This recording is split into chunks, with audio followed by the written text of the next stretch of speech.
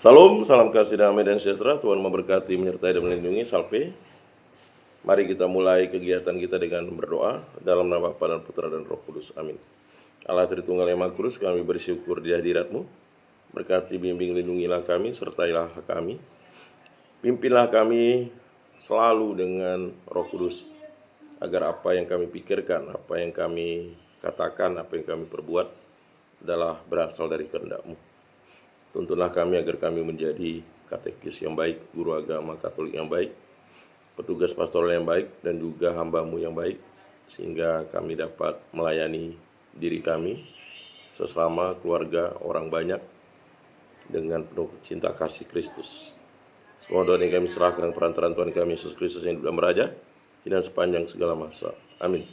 Dalam nama Bapa dan Putra dan Roh Kudus. Amin. Pada pertemuan sebelumnya kita sudah membahas cukup banyak mengenai tentang masalah sosial mulai dari kemiskinan, pengangguran, masalah ekonomi, kerusakan alam, intoleransi, diskriminasi, itu adalah masalah sosial yang membuat kita menjadi pribadi yang akhirnya memahami bahwa masalah sosial itu merupakan suatu tantangan globalisasi yang akan kita hadapi. Setelah kita pemilihan kepala daerah, terjadi yang namanya ketidakpuasan, ada yang berbahagia, ada yang bersusah hati, itu adalah masalah sosial yang diakibatkan oleh politik. Nah, masalah-masalah sosial ini kan persoalannya ada beberapa faktor tadi itu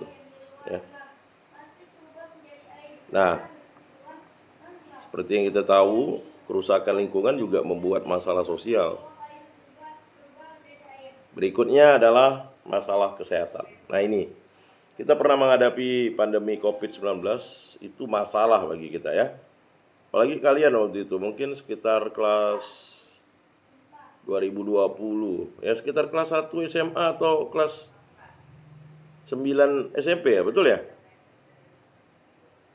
Tahun 2020 kalian SMP atau SMA SMP, Pak. SMP. Nah, ada terasa sudah 4 tahun kalian udah semester 1 Di situ perubahan paradigma, kalian harus sempat pelajaran online SMP.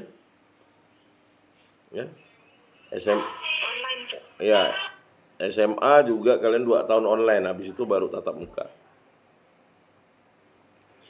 Nah, masalah kesehatan itu adalah tantangan yang menghambat kondisi fisik, mental, dan kesejahteraan sosial seseorang. Nah, ini masalah.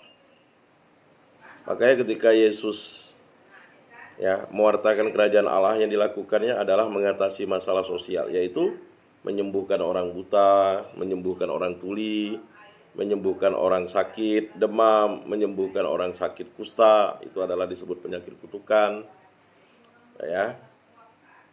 Jadi bayangkan bahkan dia membangkitkan orang mati.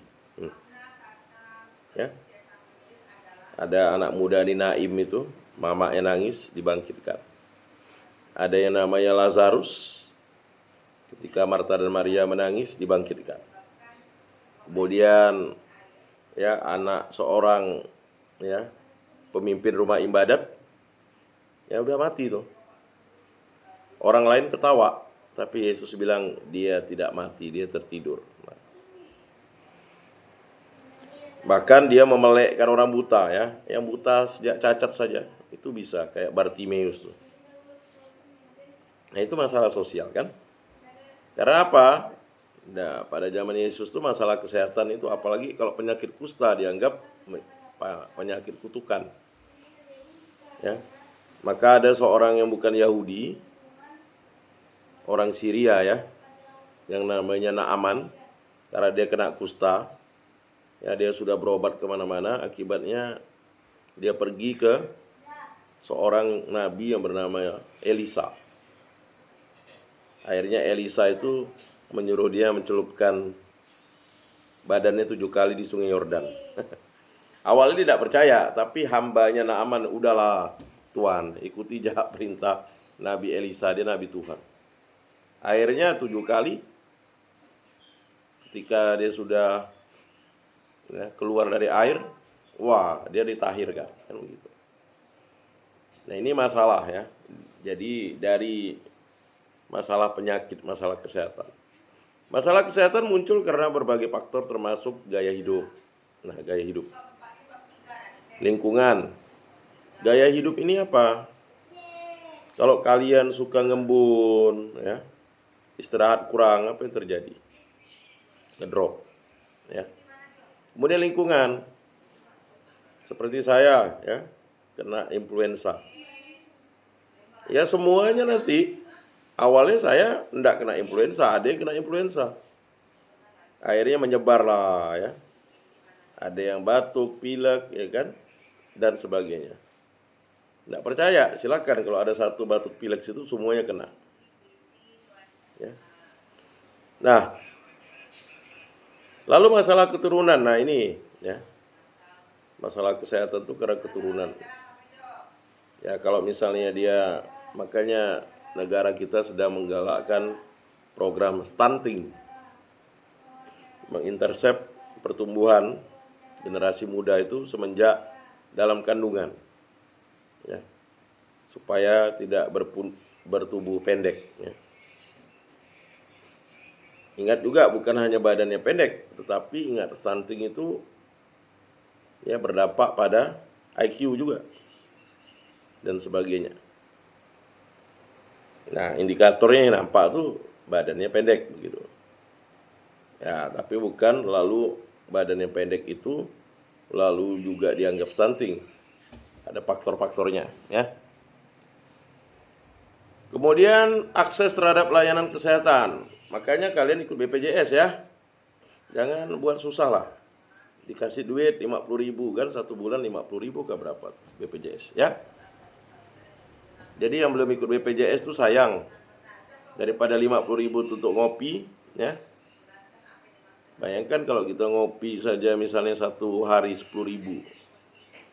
5 kali sudah 50.000 ngopinya. Bagus untuk BPJS. Ya ikut ya. Jadi jangan sampai enggak tuh. Pergi ke BPJS bagaimana kalian ikutnya mandiri. Kalau yang sudah diikutkan orang tuanya ya puji Tuhan. Bayar iurannya. Ya, karena itu sangat membantu ya. Sangat membantu.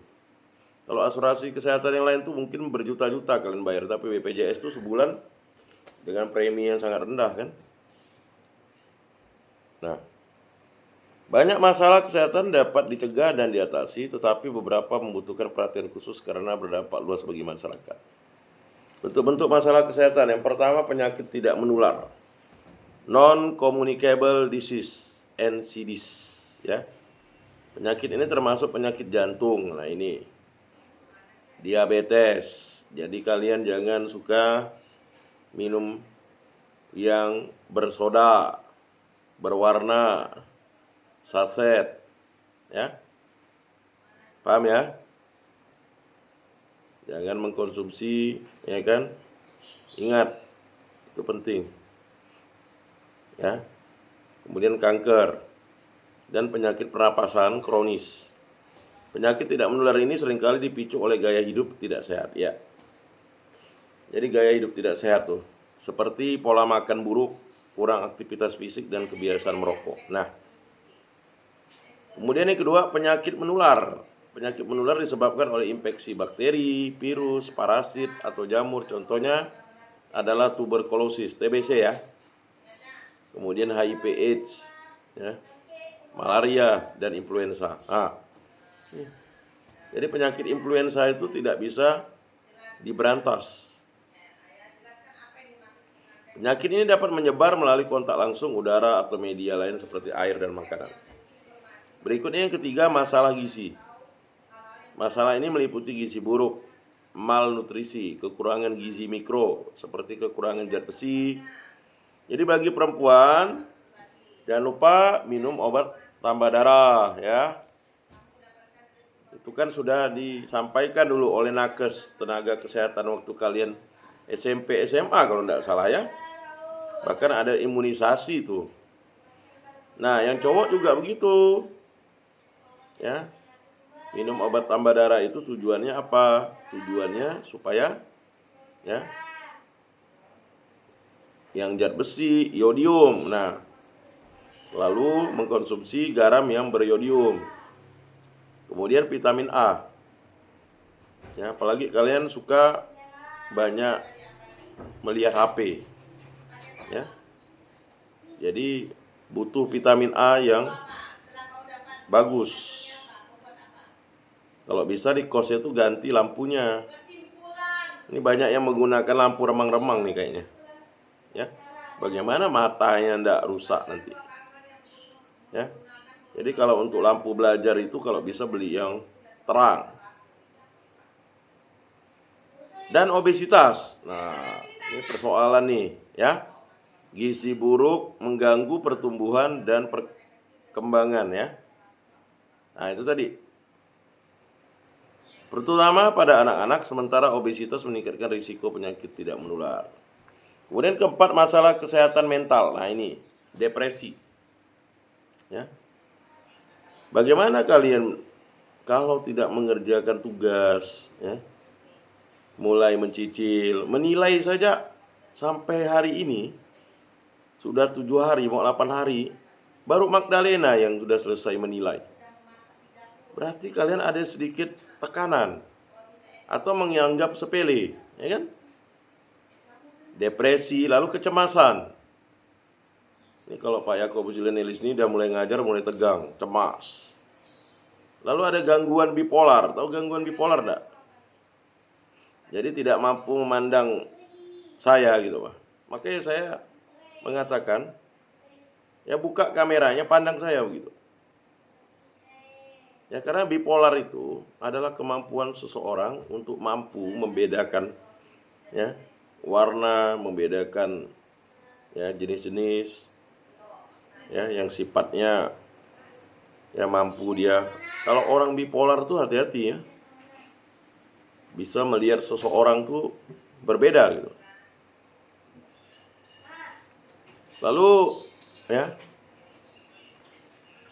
skizofrenia. Tahu skizofrenia? Gila. Nah, bahasa kerennya skizofrenia. Paham ya? Jadi tiba-tiba ada salah satu kalian tuh gila. Pakai celana kato, pakai BH masuk ke kelas. Itu. Ya kan? Berarti kalian harus cepat-cepat menutupinya dengan pakaian kan? Siapa tahu ada tiba-tiba skizofrenia. Itu bisa disebabkan oleh malaria ya. Lalu ya adalah contoh masalah kesehatan mental. Kesehatan mental seringkali kurang mendapat perhatian ya. Meskipun sangat penting bagi kesejahteraan individu dan produktivitas masyarakat. Jadi perhatian. Makanya jangan pernah mengatakan saya, oh Pak Yakobus ini sentimen dengan saya. Saya itu perhatian gitu Pak.